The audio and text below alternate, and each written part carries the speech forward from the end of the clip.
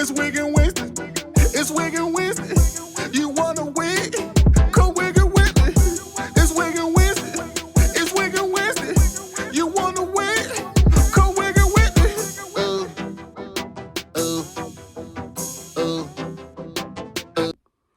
What up, though? What up, though? What up, though? It's your boy William.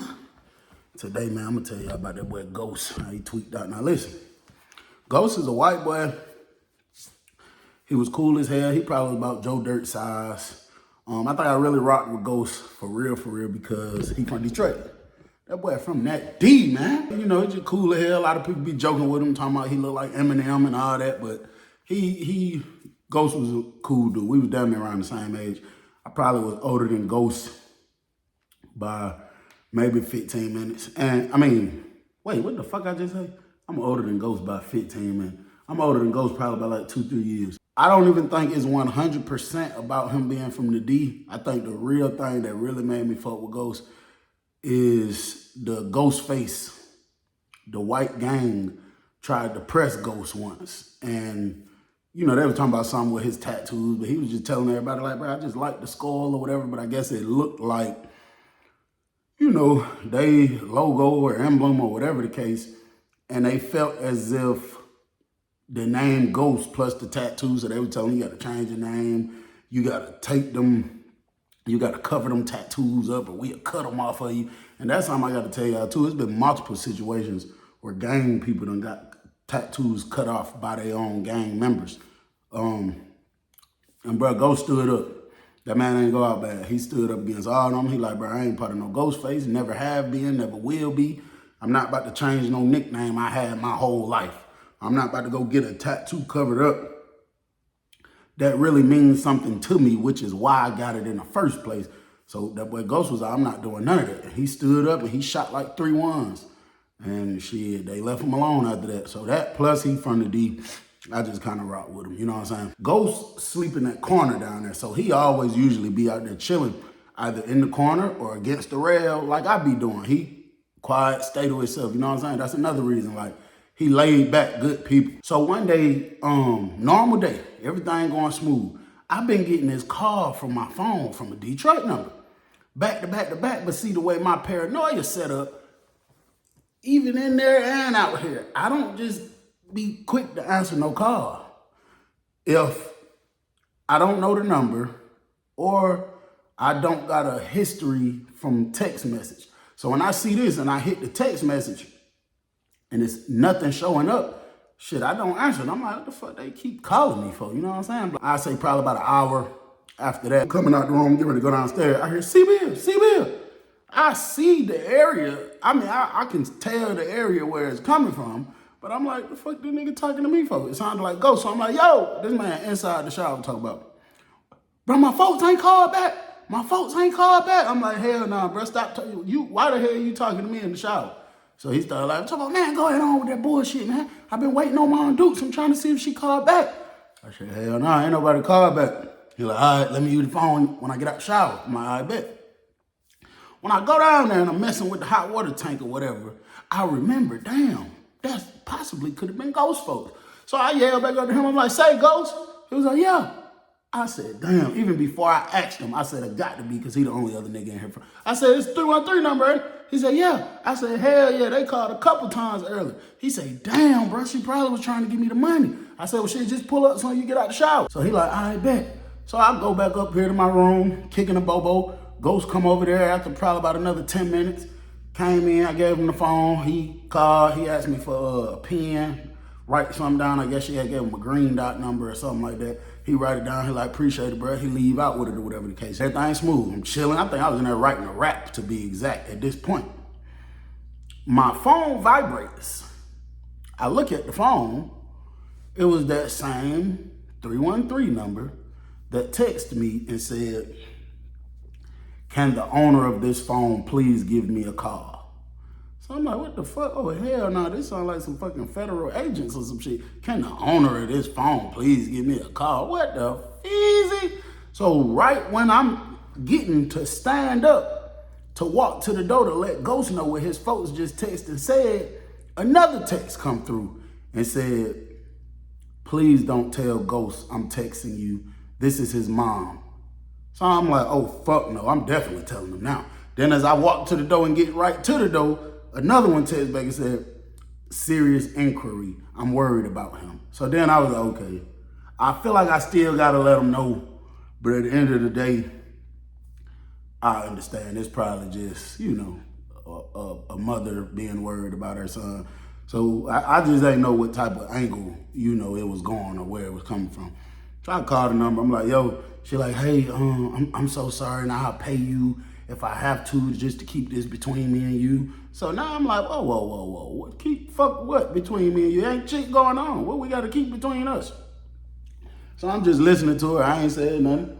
And she said, my son has been in prison for a while now, and I pretty much know his schedule so good, like so good when it comes to finances and the things that he let come out his mouth. She said, and I'm really worried about him now, and I just seriously wanted to ask you, is my son in there on drugs? I really need to know if he's back doing dope because that will ruin my family. He can't do that. And I was like, ma'am, no. That man don't do no drugs. She said, are you sure? I'm positive. She like, because he been managing his shit for so fucking long for so long the same way. So when it switches up, and now lately he's been needing all these extra 25s here and there, these extra 50s here and there. She like, I'm a little worried, and I know he was clean for some years, but I'm a little worried as to why he needing this extra money. I mean, do you think you can do a slight investigation? I said, well, I'm not about to do no federal investigation on no nigga trying to see what he doing with his money or nothing. But I'm telling her, like, listen, I'm cool with him. I don't just run him phone time. He cool. He my people. That boy don't do no drugs. I'm telling you, he don't. So she was like, okay, well, thank you, man. And, I was just a little concerned because, that's the reason he's in prison. What's the reason he in prison? So I asked him, like, hold on, what the hell you mean that's the reason he in prison? She like, you don't know Ghost story? I'm like, hell fucking on, but yeah, I guess I'm about to hear it now.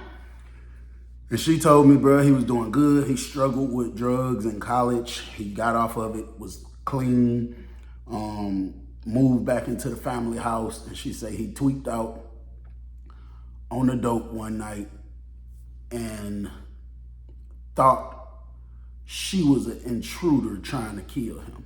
I said, what? She said, my son almost beat me to death. I said, huh?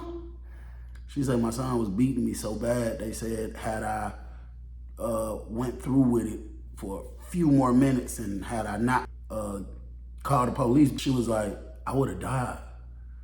I said, no. She said, yes. And she said, and I'm the one who went and bought him a lawyer to help him try to get out of it because I know for a fact he wasn't in his right mind. And in his brain, he really did believe that I was somebody other than who I am.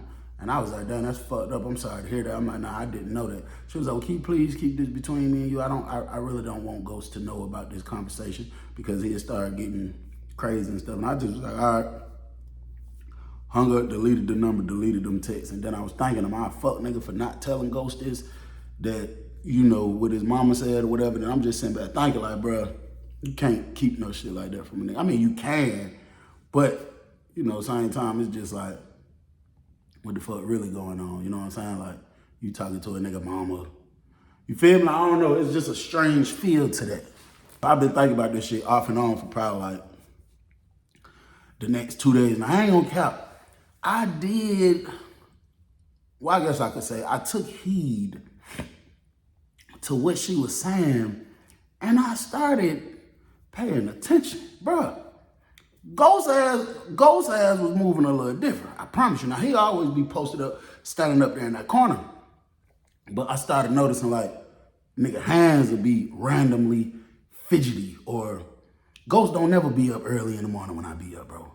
Early, bright and early, like before the sun even come out, that nigga be in there sleep until they call chow call, and then he roll out and just go up there to chow. He doesn't seem to have a lot more energy. So I purposely called him in there, and I'm just talking to him. I'm just observing him. I'm looking at him, but too much don't seem off. You know what I'm saying? It ain't too much that seem off. It all seem the same. You know what I'm saying? So I said it's either one or two things. Either one, the tripping out stage just ain't kicked in yet. Or number two, that boy not doing that shit. Simple as that.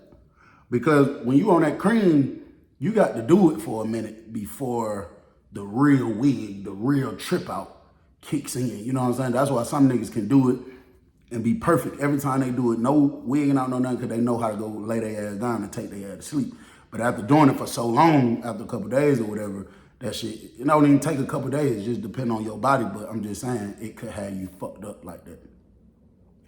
So I'm sitting back thinking, after he left out my room, I'm sitting back thinking for a while. I probably was in there thinking about 2 hours, bro. And I was like, bro, you can't be talking to this man, mama.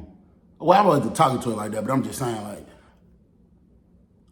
because if the shoe was on the other foot and I find out my mama had a conversation with a nigga in prison, a nigga that I'm in prison with about me, I'm immediately offended. I don't give a fuck what y'all was talking about, because you ain't had no business talking to my mama.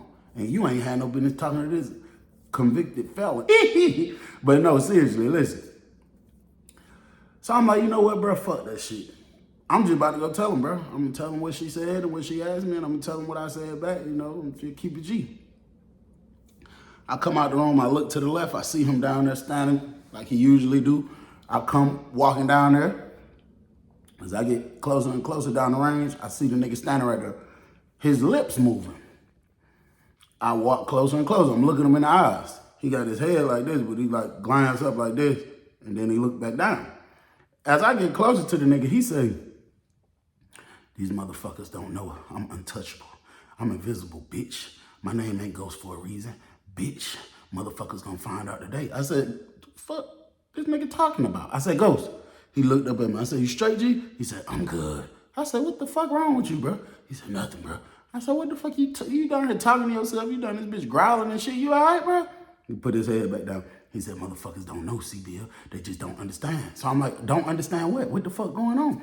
He said, bro, I'm really invisible, bro. I really can't be touched. Like, I could probably beat anybody's ass, bro, because I can't be touched. Like, you literally cannot touch me. I said, go, I can touch you right the fuck now. He said, no, you can't, bro. You could try. So I did like this, real slow and steady. I'm like, the nigga geeked up. I don't want to think I'm trying to whoop his ass. So I go doing like this. When I got close to the nigga arm, the nigga gonna say, see, I'm invisible. Motherfucker, you ain't invisible, nigga. You just did a little side bounce, nigga. That does not mean invisibility, nigga. I'm definitely not finna tell him that she called now. Because if his ass tweaking now, you gonna probably go to thinking me and my dude trying to talk. I'm trying to double down on her, whatever, all kind of shit. So I'm like, oh, hell no, I ain't even finna, I'm not even finna do that, bro. So when I get ready to walk up, the front door pop open. The girl stick her head in the door and was basically telling us, come get raises if you need raises or whatever. This nigga Ghost takes off running, flying down the range, real fast. Talking about bumped into somebody and all kind of shit. Shoot down the steps. So the girl like, what the fuck you running so fast for? Hey man, what's up? What's up? And when he got closer, she slammed the door in his face. Like, nigga, the fuck you running so quick up on me like that for? So she get on the radio. I guess she feel like he was just trying to attack her or something. This nigga is at the door. Start singing a song, some shit, talk about he's invisible and he done already died many times. It's just his, he said it's just his soul here, but his flesh already died out. All kind of shit that man was saying. And I felt bad because I fuck with folks, you know what I'm saying? So I guess she out there calling, let them know it's a geeked up nigga out here was just running up on me. I go downstairs because I fuck with him. I'm like, gee, you must be geeked up, folks. He like, CBL, I don't get geeked up. I mix my shit. But when I mix it, it just reminds me of how invisible I am. Like, bro, you literally cannot touch me, CBL. I'm telling you, like, I cannot be fucked with, bro. You see, like, two other officers, they walking calm. I look over, I said, they coming to get your ass, probably. So he look up. This motherfucker screamed out, never, and took off running. Back this way into the dorm. It was a little dude who had a room by himself. That motherfucker Slick was like a little person. I don't know if the M word is appropriate, but he was real small. And he was standing there at the door. He was getting ready to turn to like go in his room. Man, this nigga Ghost done bust the door open, tackled this man down on the ground, laying on top of this man, holding his goddamn head and screaming, talking about he's invisible and he can't be touched and this, and this. The little dude in there screaming. This shit looked like a circus act. That nigga was in there screaming, talking about y'all get him off of me. Ghost done clenched his legs and his arms around this nigga. Like, got this nigga like this. Got this nigga like this.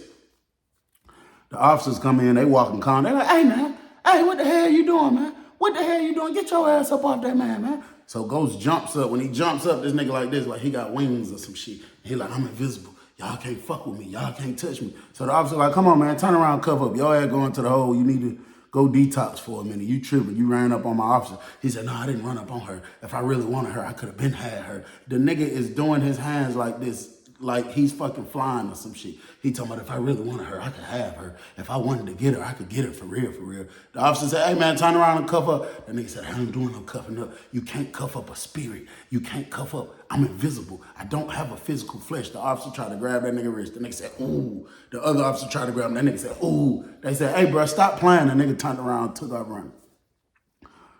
Now the police done started chasing him. I'm right here at the steps on the middle part. I see his ass running over this way. Shit, I go back up the steps and move to this side. Cause I don't want you coming over here running by me with this stupid shit you talking about. So when he get up the steps, he jumps up on the last step, look at me, turn his head. He was like, C-Bill. I'm like, what's up, bro? He was like, I'm invisible, G. I'm invisible, bro. I'm invisible. So I'm like, all right, bro. Police running up the steps. And I don't know what the fuck happened. How did it click? Because it just went from I'm invisible to wrestling niggas to talking to yourself. But the officer was a big officer. He got up, he got to the top step. And he said, hey, bro, I'm not finna play with you. And he finally grabbed Ghost's wrist. And when he grabbed his wrist and pulled him, bro, that nigga Ghost charged with the other hand, punched that nigga straight in the face. When he punched him in the face, the other officer was behind him. Keep in mind, Ghost small. This officer big as fuck.